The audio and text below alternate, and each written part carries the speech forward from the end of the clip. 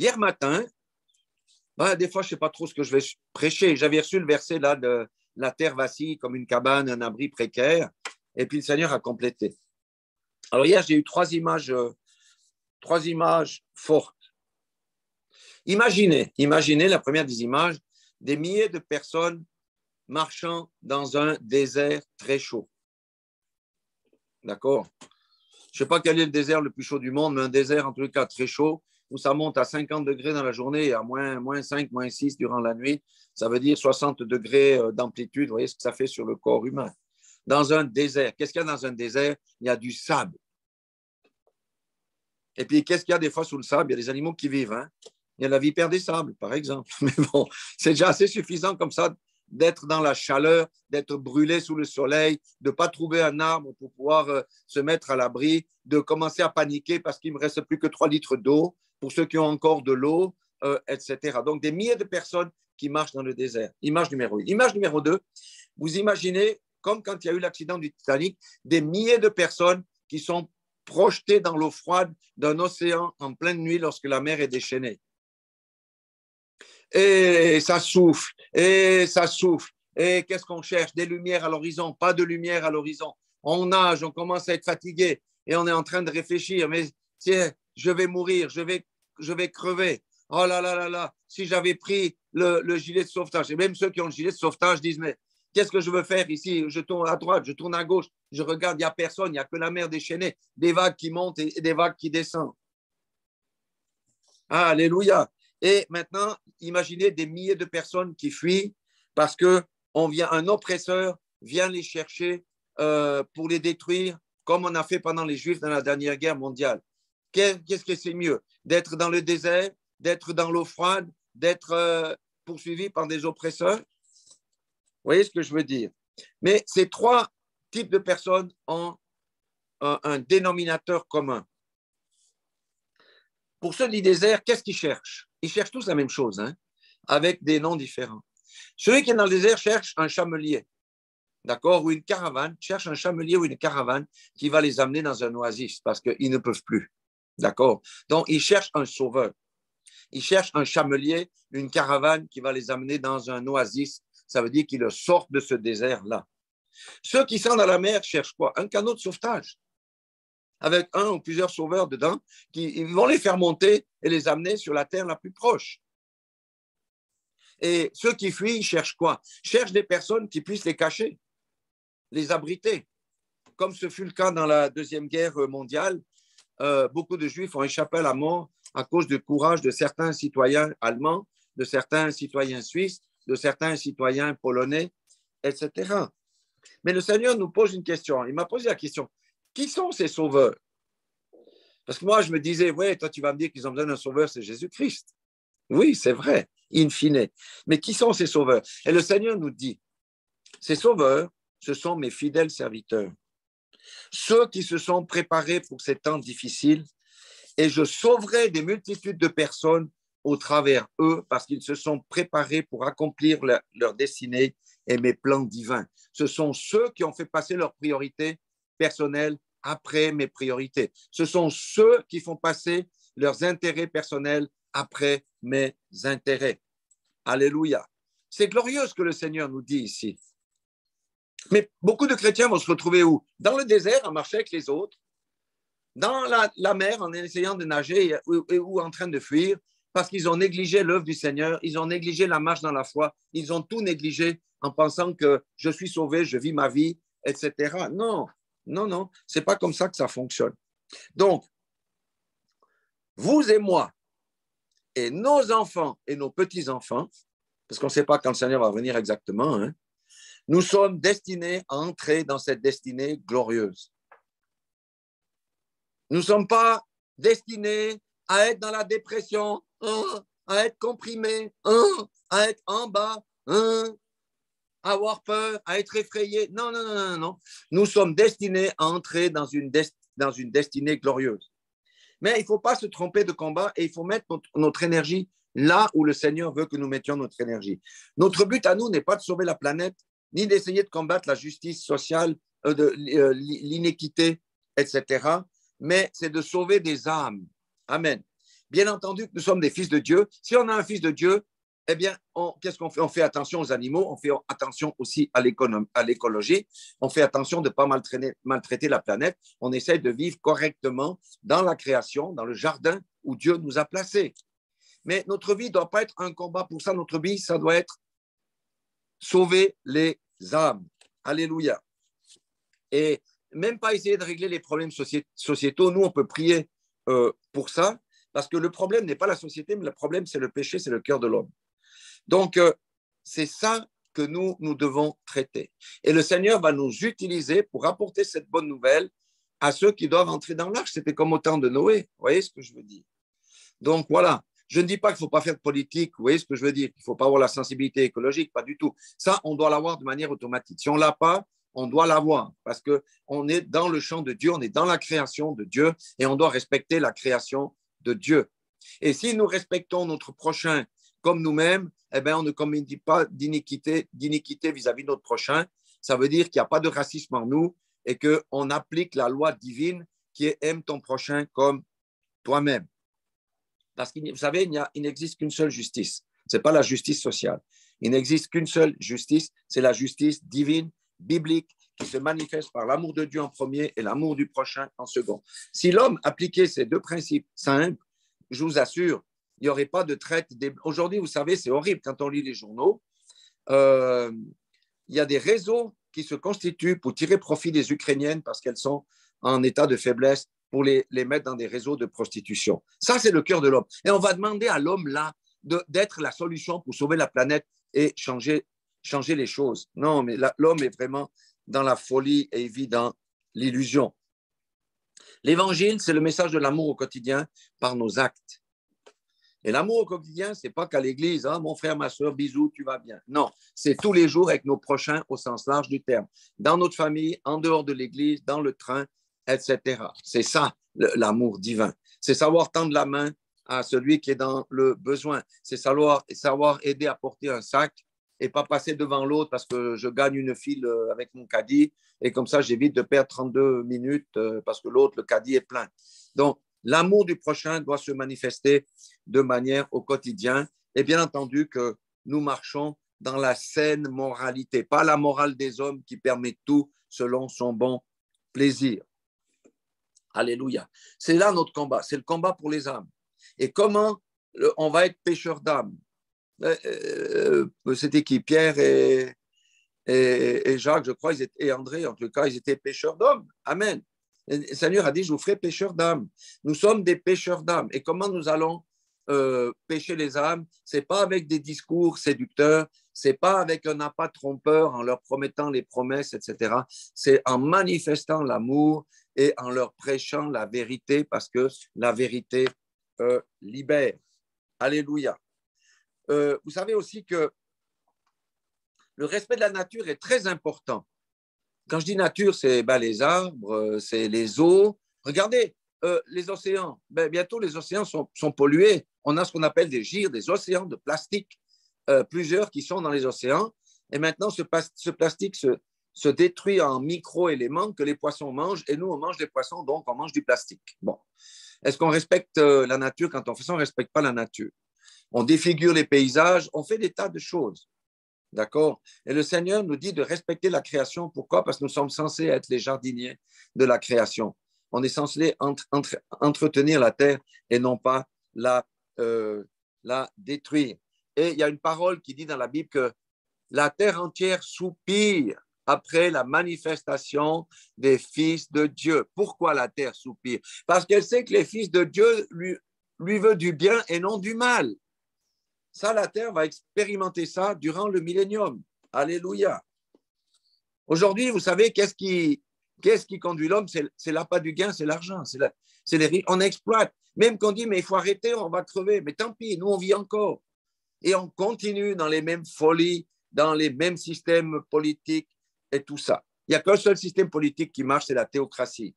Le communisme n'a pas marché, le capitalisme, on voit que ça ne marche pas non plus, le bouddhisme, enfin tout ce que vous voulez, ça ne marche pas. Il n'y a qu'un seul système, c'est la théocratie. Ça veut dire on marche selon le conseil de Dieu parce que nous sommes ses serviteurs sur la terre et on fait le bien autour de nous, on fait du bien à la planète, on fait du bien à notre prochain.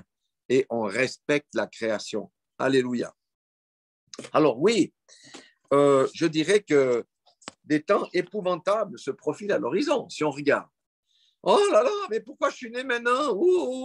Si j'étais né il y a 50 ans, je ne passerais pas par là. Vous voyez, on peut avoir ce genre de raisonnement. Mais laissez-moi vous dire, ça, c'est les mauviettes qui ont ce genre de raisonnement. Ça, c'est les gens qui n'ont pas de... Ouais, vous voyez ce que je veux dire? Les gens qui n'ont pas de courage. Si Dieu nous a fait placer dans cette génération, c'est pour que nous soyons des personnes courageuses. Amen.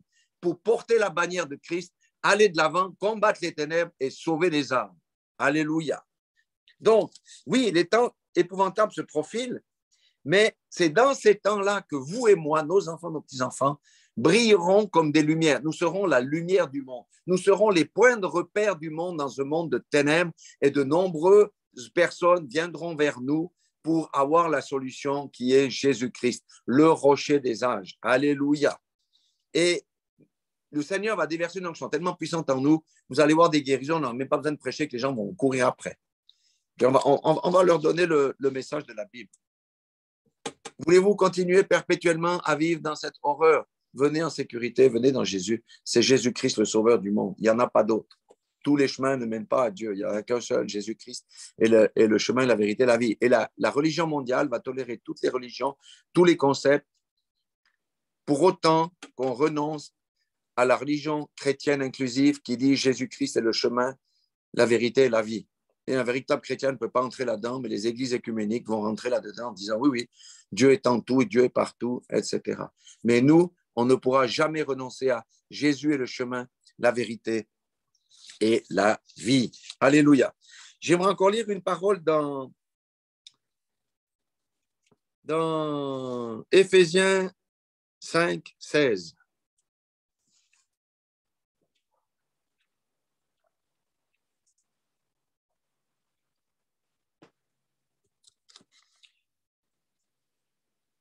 Où le Seigneur s'adresse à vous et à moi, les endormis, qui avons laissé les intérêts de Christ au profit des intérêts particuliers. Rachetez le temps car les jours sont mauvais. Amen. Alléluia. On doit racheter le temps. On a été endormi, le temps est maintenant venu de sortir de notre sommeil. Alléluia. Et on sort de notre sommeil quand on se soucie d'abord des affaires du royaume et des âmes perdues et qu'on cesse de gérer nos vies en fonction de nos priorités et qu'on cesse de considérer Dieu comme un automate à bonbons Selecta qu'on trouve dans toutes les gares en Suisse.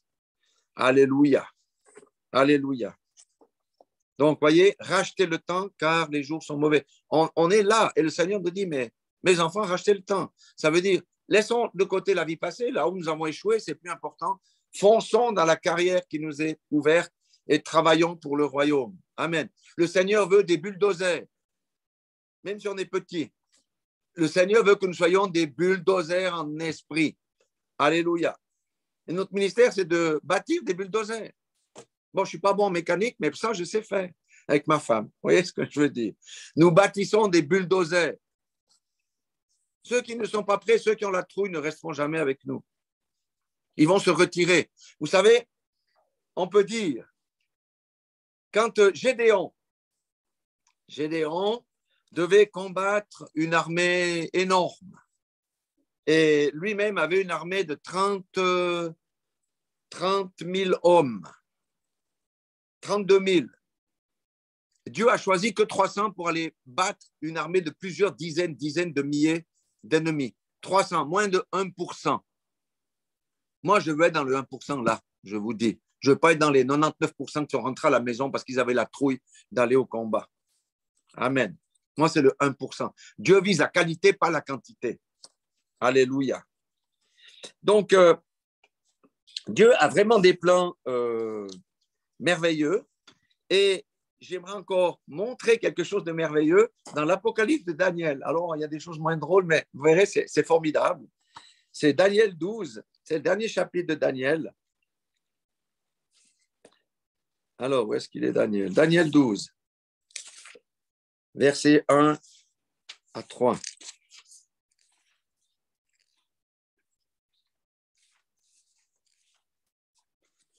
Ça, c'est vraiment pour la fin des temps de la fin.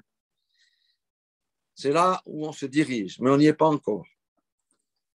Daniel 12, verset 1, 3 versions, parole vivante. L'ange me dit encore, en ce temps-là, se lèvera Michel, le grand chef qui a pour mission de protéger ton peuple. Ce sera un temps de détresse tel qu'il n'y en a jamais eu depuis que des nations existent jusqu'à ce moment-là. Alors, ceux de ton peuple dont les noms sont inscrits dans le livre de vie seront sauvés.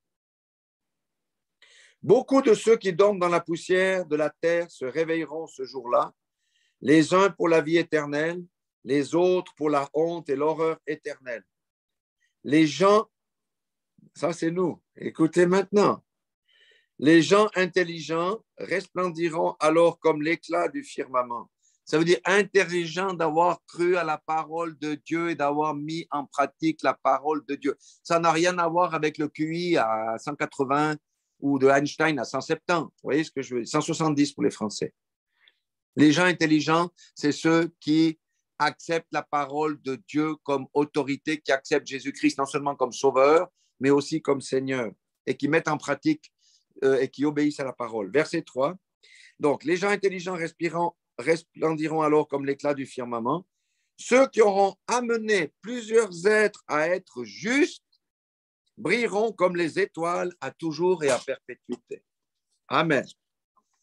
Alléluia. Il est question des âmes qu'on va pêcher. Il est question des âmes que Dieu va nous envoyer, soit pour qu'on plante la semence, soit pour qu'on arrose, soit pour qu'on les,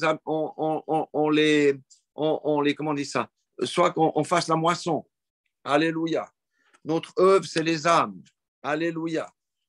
Et je trouve fabuleux, vraiment, ce qu'il nous dit ici, les hommes intelligents resplendiront. Et ceux qui auront amené plusieurs, alléluia, seront comme des étoiles et brilleront à perpétuité. Alléluia. Est-ce qu'on veut être des chrétiens qui ne produisent rien du tout? Moi, je n'ai pas l'envie, en tous les cas. Ça, c'est sûr. Voyez, le Seigneur nous fait une proposition extraordinaire aujourd'hui. Rachetez le temps car le temps sont mauvais. Les jours sont mauvais. Il nous dit, voulez-vous briller? Voulez-vous accomplir mes desseins? Voulez-vous me concentrer entièrement à moi? Voulez-vous participer à ma gloire? Si vous dites oui, je ferai de vous des héros comme j'ai choisi 300 personnes au temps de Gédéon parmi l'armée de 32 000 personnes. Est-ce que, moi je ne sais pas quand le Seigneur me dit ça, est-ce qu'on réalise l'honneur qu'il nous fait de cette proposition? Mais c'est un honneur qu'il nous dit, je te fais le marché en main, est-ce que tu veux t'enrôler ou pas? Mais c'est un honneur. Le Seigneur nous dit, voulez-vous vous enrôler aujourd'hui? Moi, je dis oui, zut, je veux en être, hein, mais je vous dis, cette proposition, c'est pour les courageux, ceux qui n'ont pas peur du sacrifice. Ça, c'est le prix de la gloire. Beaucoup de chrétiens sont des paresseux. Moi, j'habite au pied des montagnes ici. Hein? Puis si vous prenez Châteaudet, il y a plein de montagnes. C'est comme vous prenez la plus haute montagne que vous voyez et puis qu'il faut monter à pied. Ici, il y a 1500 mètres de dénivelé pour arriver au sommet là-haut, 2000 mètres. C'est un chemin qui est long, hein? Il fait chaud, c'est raide, mal au mollet, tout ça. Ben non, la plupart des chrétiens disent oh, on ne peut pas construire un ascenseur, on serait beaucoup plus vite au sommet. Vous voyez ce que je veux dire? Ceux-là, non. Ceux-là ne passeront pas. Leur foi est inexistante. Ils ne traverseront pas. Ce sont ceux qui abandonneront la foi. Ce sont ceux qui se rendront au premier coup de semonce parce qu'ils ne savent même pas qu'ils sont dans la guerre. Aujourd'hui, nous sommes en guerre et beaucoup ne savent même pas qu'ils sont dans la guerre. Et nous nous préparons. Alléluia. Et le Seigneur nous dit, c'est le dernier moment. Vous savez, quand on va à l'aéroport, quand on est à la buvette, là, à la cafette, puis on entend dernier appel pour Madame Schtroumpf, dernier appel pour Madame Schtroumpf, l'avion va partir, dernier appel, il vous reste 3 minutes. Ben, si elle n'arrive pas, l'avion part, hein? Mais c'est la même chose pour nous. Si on n'est pas préparé, on ne peut pas entrer dans ces choses. Et on va rater l'enlèvement, parce que l'enlèvement va venir. Alors, s'il vient avant la tribulation, au milieu et après, on s'en fiche. Ce qui compte, c'est qu'on soit enlevé, qu'on soit préparé. C'est tout. S'il vient après la grande tribulation, nous aurons la force de combattre et le Seigneur va nous utiliser de manière puissante. Si elle vient après, avant la tribulation, comme beaucoup pensent, la question c'est est-ce que tu es prêt pour aller dans l'enlèvement? Parce que si l'enlèvement vient et que toi tu restes, ça va être difficile et coton pour toi. Donc voilà ce que je voulais vous parler aujourd'hui. La situation, si nous la regardons avec nos yeux humains, on peut maigrir tout de suite tellement dans la trouille, vous voyez ce que je veux dire? Où on vit dans l'incertitude, on peut se faire des ulcères, on peut se faire des dépressions. Si on regarde avec les yeux spirituels, on dit merci Seigneur, c'est un temps fabuleux où tu vas nous utiliser. Tu vas nous faire sortir de la coquille, tu vas déverser ton onction sur nous. Nous serons les agents du Seigneur sur la terre, nous serons ses ambassadeurs, nous serons ses témoins et la gloire de l'Éternel sera vue sur notre face. Alléluia, et nous participerons à sa gloire. Amen. Ça, c'est quoi? C'est la récompense de ceux qui obéissent à Dieu. Alléluia. La gloire de Dieu ne descendra pas dans les désobéissants qui ne veulent rien faire, ni méditer, ni prier, ni jeûner, ni rien du tout, mais ils veulent la gloire, ils veulent les miracles, ils veulent toutes ces choses-là et ils vivent dans la débauche et ils vivent dans je ne sais pas comment. Le Seigneur est en train de nous préparer, est en train de préparer une armée. Il avait dit à ma femme il y a quelques années, je suis en train de préparer des tas de petits feux sur toute la planète et au moment venu, je vais tous les rassembler et ça va faire un grand feu. Alléluia. Nous sommes dans ces temps-là. Voilà. Avant qu'on prie, je vous dis, parce que je vais couper là, soyez tous bénis dans le nom puissant de Jésus-Christ. Amen.